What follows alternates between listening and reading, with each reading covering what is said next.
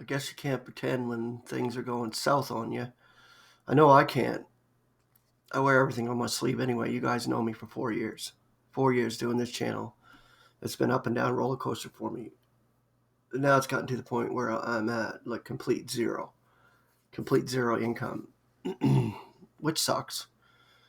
And it sucked every time I didn't have any income. But God has always provided. And this is what I trust in. I don't trust in the world. Like I said on last Sunday when I did my rant. Just how can you trust the world to give you anything? They don't. And not only that, the government of Canada just cuts people off and just leaves them in the dust, apparently. That's me just beefing in my human self. But as a believer, I trust in God. I mean, He moved us here. He got us here to this new house. My wife and son are both working. I told my wife that last night again. I said, you're both working. At least you're both working. We're not destitute. Are we out on the street? Are we living in a homeless shelter yet? No, we're not. We have a roof over our head. We have food in the fridge. That's the most important part. I guess for me, not having any income whatsoever or to be able to contribute to this house in that way, that's what bothers me. And not only that, going through how many interviews in the last little bit? I've gone through about 2 or 3 interviews, and they just fell through because people don't want to hire you. They just don't want to these days. They go through such a huge interview process, and it's stupid, and then you end up not getting the job. So I keep plugging along. I keep applying. I keep thinking, well, there's got to be something out there for me, and God is going to show me what it is, I guess. But until that time, I love sharing with you guys, and I love sharing what God has graced me with, the truth that He's given me. And I share, I read Unsearchable Riches, mostly the concordance stuff, because that's where it is for me. And that's where it originated with me as a believer. When God first called me, it was the concordant version right away. As you know, I showed it to you. That homeless guy gave me that concordant version. I haven't stopped. But I love to share this truth because it's the truth of God, and it's what He has given us and the measure He's given us.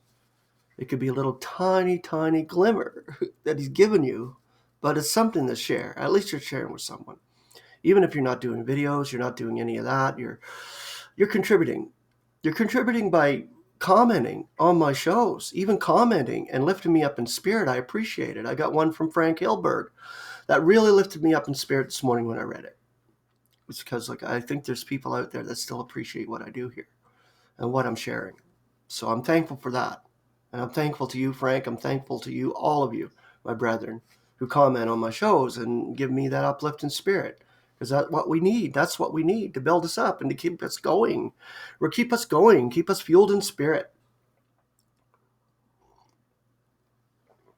Otherwise, it just seems like we just go down, spiraling down.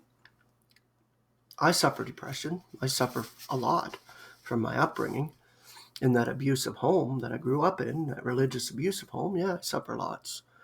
But that's normal. I'm seeing it as normal because it's a necessary thing. God does choose the stupid, ignoble, not the wise. And I'm classified in that classify where it's stupid, ignoble, dumb, whatever. But He gives it to the drudges. And that's where I'm at. But at least God has given me the deal to be able to share and read and do what I do.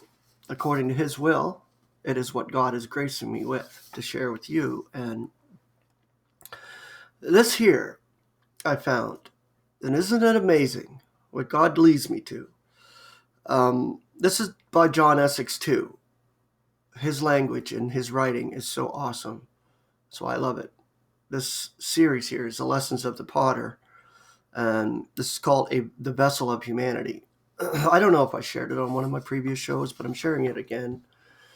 I'll read some of it, and then I'll continue on and read it tomorrow and the next day, however long it takes.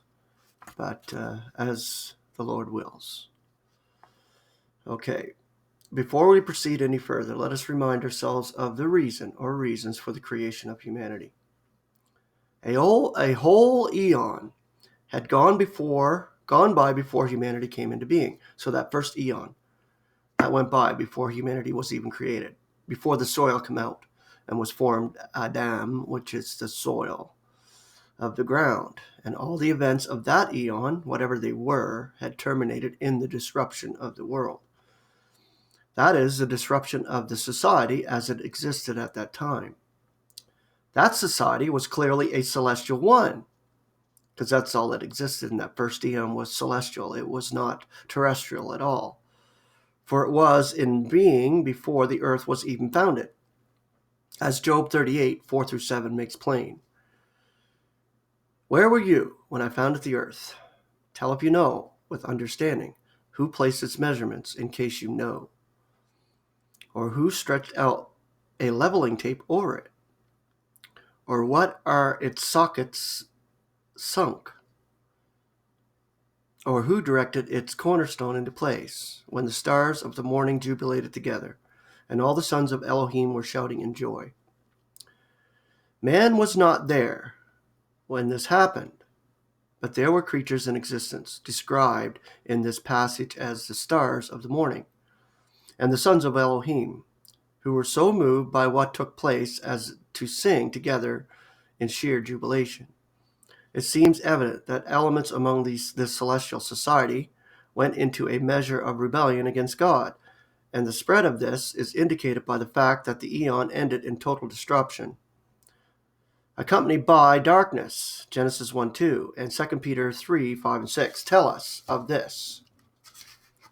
Never let us think that God created the earth out of darkness, as many have supposed.